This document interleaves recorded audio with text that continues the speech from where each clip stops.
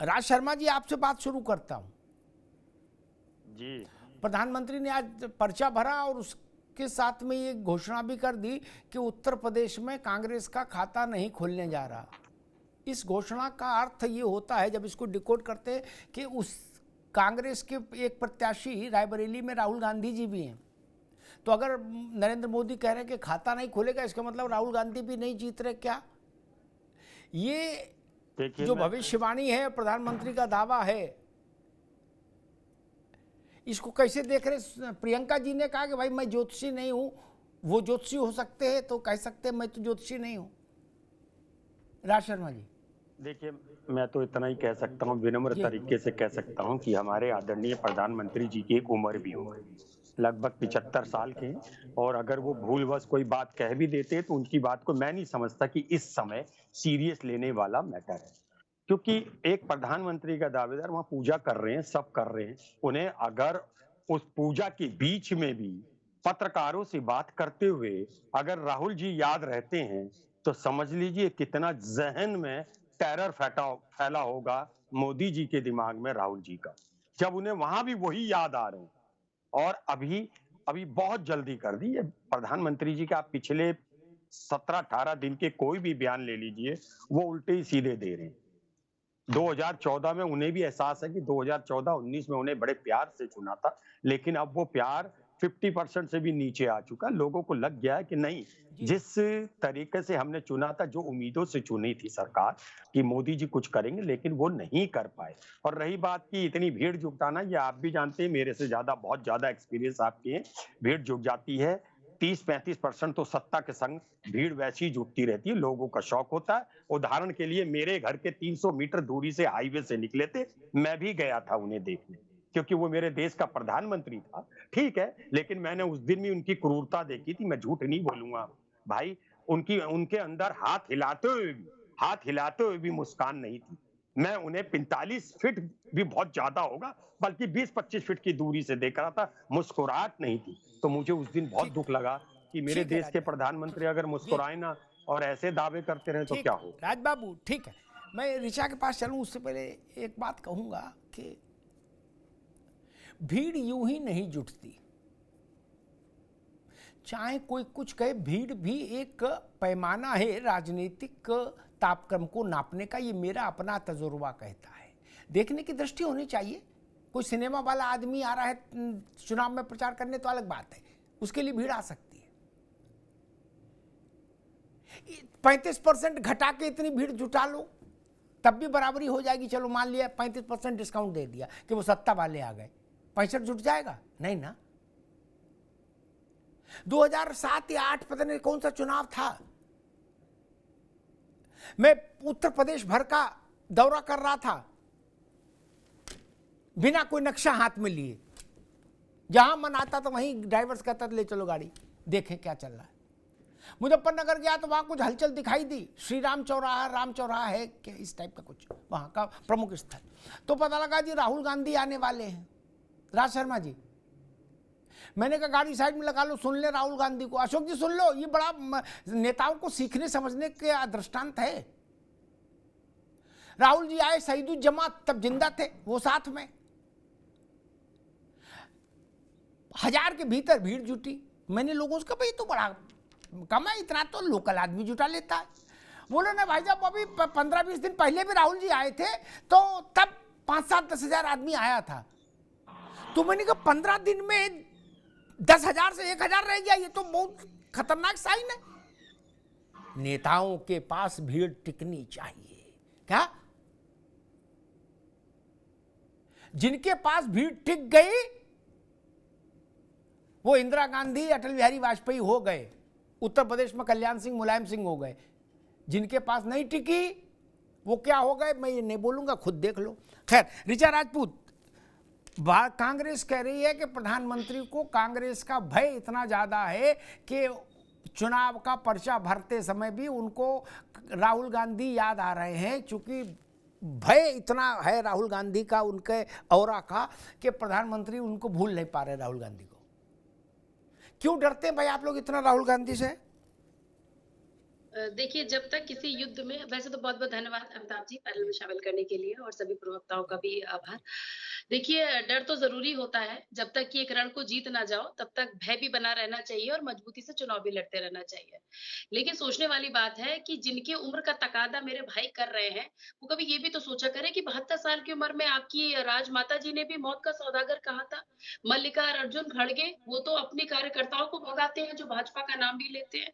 आपके Sam Pitroda America में बैठ के बयानबाजी करते हैं, चलो हमारे प्रधानमंत्री जी तो भारत में रह के जिस विपक्ष से चुनाव लड़ रहे हैं उसकी चर्चा कर रहे हैं, परिचर्चा कर रहे हैं। और मुझे लगता है राजनीति की जो ये कहते हैं ना सुंदरता भी वही होती है जब पक्ष विपक्ष के बारे में बात करें, विपक्ष पक्ष के बात भी के बारे में बात करें, लेकिन एक मर्यादा के तौर पर। लेकिन आज के समय में विपक्ष के पास सच में कोई भी दूसरा मुद्दा नहीं बचा है। अगर मोदी जी मंदिर जाते हैं तो इनका एक अलग बयान होता है। जैसे अभी मैंने प्रियंका गांधी जी का एक ट्वीट देखा, उसमें उन्होंने लिखा है कि वो बनारस क्या करने जा रहे हैं, 5 साल उन्होंने क्या किया। मुझे बहुत हँसी आई। मतलब सच में ऐसे कैसे बयानबाजी करते हैं। आप सोचिए कि बनारस में एक श्रृंगवीर करके एक श्रृंगवीरपुर करके एक जगह है। वो वही जगह है जहाँ पर एक केवट ने भगवान राम को गंगा पार कराई थी। कभी किसी ने भूले बिसरे भी इस जगह को याद नहीं किया। लेकिन इसी काल में मोदी जी के काल में वहाँ भव्य निषाद राज की मूर्ति तैयार हुई है। शायद ये मुझे नहीं लगता किसी भी प्रवक्ता को इसकी जानकारी होगी, जो कि होनी चाहिए। और जिस पूर्वांचल की आप बात कर रहे हैं, एक समय पे ये बनारस और ये प्रयागराज और बनारस ये शिक्षा के क्षेत्र में, संस्कृति के क्षेत्र में बहुत माने जाते थे। मतलब यूपी में इन जगहों जी। को लोग जानते थे, आते थे। लेकिन 90 के दशक के आते-आते जब सपा सरकार ताकत में आई तो उन्होंने जो उनके स्वपोषित गुंडे थे, उन्होंने जिस तरीके से पूरे यूपी के लोकतंत्र को माफियाओं की बंदूक के नोक से चलाया, इसका जीता जागता उदाहरण उत्तर प्रदेश है, जिसने इस कार्यकाल को देखा। उसने वही एक योगी आदित्यनाथ जी के कार्यकाल में एक चमकी बुखार जिससे जाने कितने लोगों की मौत होती थी, उसके लिए एक संत को संघर्ष करते हुए देखा है और आज का समय है चमकी बुखार से मरने वाले की संख्या 0 हो चुकी है।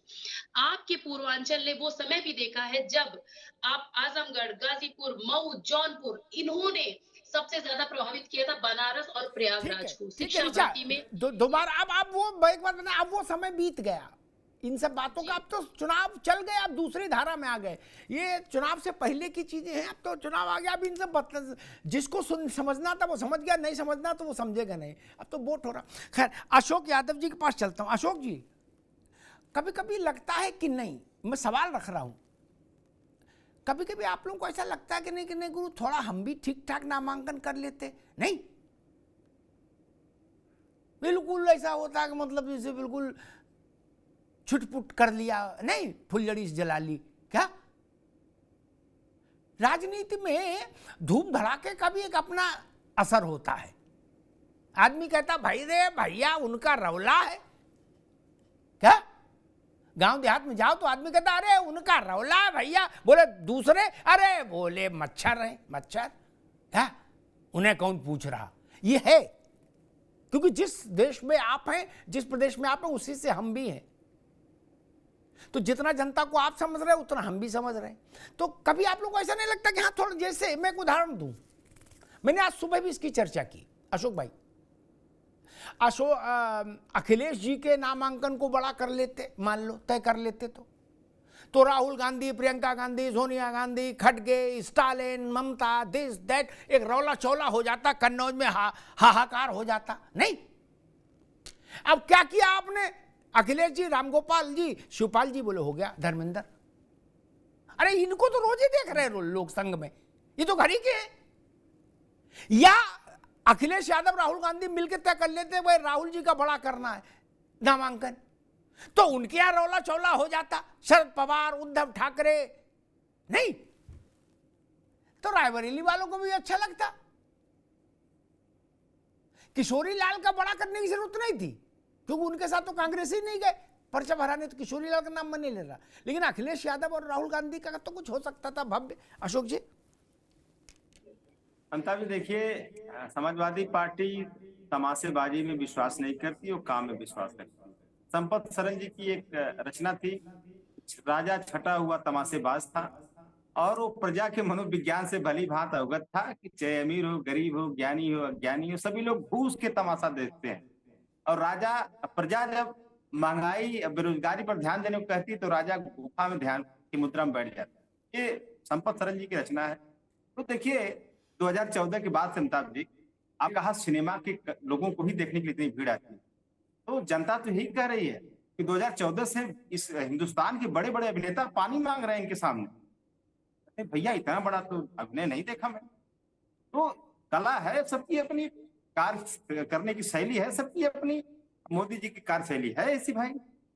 हम लोग सिर्फ और सिर्फ काम पे ध्यान दें। दूसरी बात देखिए, आपने बहुत सारी बातें कही, लेकिन अगर मोदी जी लोग कहते हैं 400 पार, मैं आपको बताऊं आज तक मोदी जी ने जो जो बातें कही उसका ठीक उल्टा हुआ है। ये 400 पार कर रहे हैं, मतलब ये 400 हार कर रहे हैं, 400 हार की बात कर रहे हैं। अब 543 में से 400 निकाल दिए, 143 सीट आ रही। वही हमारे राष्ट्रीय अध्यक्ष कह रहे हैं 125 150 सीट जाएगी। तो ये सब उसी तमाशेबाज का हिस्सा है, तमाशेबाजी का। तमाशा करके भीड़ जुटा लो और 400 पार का, ताकि जो गुब्बार है वो लगे कि हाँ हम 400 पार हैं, लेकिन जो इतिहास है अभी तक का जो कहते हैं उसका उल्टा होता है। इसमें 400 हार। ठीक है अशोक भाई, अब मैं राघवेंद्र जी के पास चलूं, लेकिन उससे पहले मेरी भी आदत खराब है, क्या करूं, लेकिन सब मित्र लोग को इसलिए कहूंगा तो जरूर, क्योंकि नहीं तो फिर मैं अपने जमीर के साथ न्याय नहीं करूंगा। और मैंने एक बार किससे कहा था, इसी शो में कहा था, इस चैनल पे किसी और चैनल में कहा होगा, मैंने कहा था मेरे लिए व्यासपीठ है, व्यासपीठ, बैठूंगा तो बोलूंगा सच ही।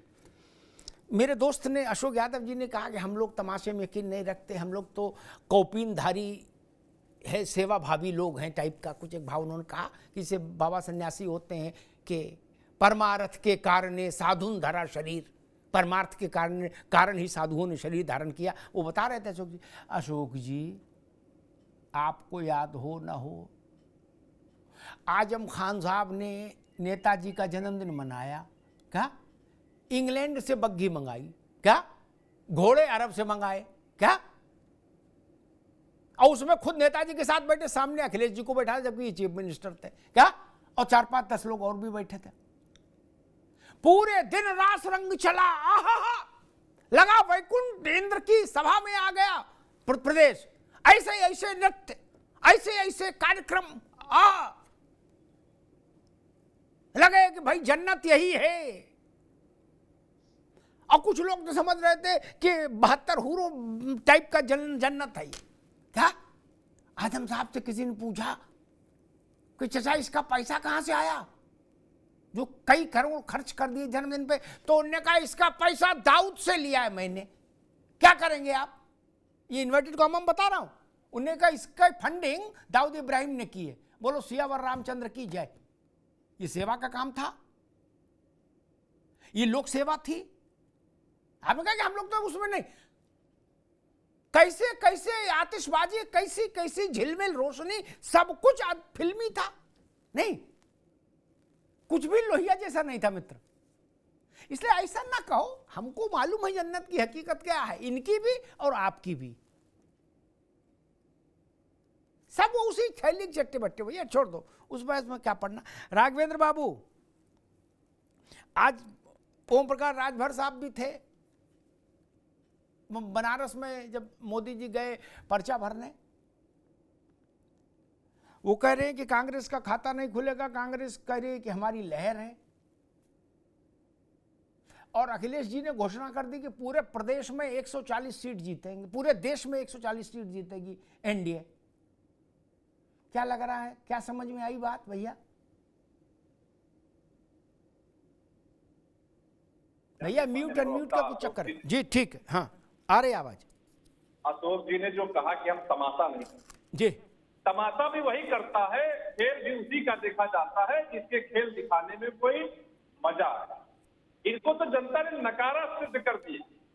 ये रथ लेके निकले 2012 में, 2017 में और 2022 में। ये कहता है भीड़ नहीं जुट पाती है। 10-10 जिलों के कार्यकर्ताओं को जुटा के और ये प्रदर्शित कर रहे थे कि हमारी सरकार बन रही है। हुआ क्या? टाए पे। और अभी बग्गी वाली भी बात मैं दोहराता हूं कि जब सरकार रहता है तो समाजवादी पार्टी के मुख्यमंत्री, चाहे वो मुलायम सिंह जी रहे हो, चाहे वो अखिलेश जी रहे हो, तमाशा ही करते हैं। सैफई में होता क्या? कौन सा सैफई महोत्सव है? क्यों नहीं सरकार रहने के बाद, सरकार जाने के बाद क्यों नहीं सैफई महोत्सव होता है? पैसा कहां से आता है और तमाशा कैसे होता है, समाजवादी पार्टी से बेहतर कोई नहीं जानता। यही आईएएस, यही आईपीएस, उनके भी सरकार ने जब 2012 से 2017 तक पूर्ण बहुमत की जनता सरकार देती है तो क्रिकेट खेलते हैं मुख्यमंत्री उनके साथ। और वही आईएएस वही पीसीएस आज मुख्यमंत्री जब योगी आदित्यनाथ बने हैं 2017 से लगातार, तो देखिए जिले की कमान संभालने में तो काम करने में अंतर है। और अंतर तब होगा जब आप समाज को समझ पाए, जनता की भावनाओं को समझ पाए। आप समाजवादी पार्टी के गठबंधन कांग्रेस से है, कांग्रेस के प्रवक्ता ने कहा 35% जो जनता है वो भाव में आ जाती है। आप 35% छोड़िए, आप कुल तमाशा का 35% भी जुटा लेते, आप अपने नामांकन में कम से कम अपने सहयोगी दलों को ही बुला लेते, तो माना जाता है कि कम से कम आप लोगों में एकता है। एकता कहाँ है? फर्स्ट फेज का चुनाव बीत गया, कहीं मंच में नहीं जीते। सेकेंड, थर्ड, फोर्थ चुनाव बीत गया, क्या है? केवल हवा हवाई। और सब नेता है 17 सीट पर जो इनके प्रत्याशी है, इवन राहुल गांधी जी भी ऐसी हार होगी कि जैसे ये अमेठी छोड़ के भागे थे। अमेठी की जनता 13 बार इनके परिवार को संसद भवन भेजने का काम की, और अमेठी हारने के बाद ये दुर्दशा इतना हुआ अमेठी के लोगों का, पूरे कोरोना काल में हाल चल रही है। वायनाड भग गए, वायनाड से जब हार की स्थिति देखे तो रायबरेली भग गए, और रायबरेली की जनता भी नए नहीं है राहुल गांधी रायबरेली के लिए। गांधी परिवार को 17 बार के लगभग जो है संसद भवन में भेजने का काम किया रायबरेली की जनता। रायबरेली की जनता को क्या मिला? केवल छलावा।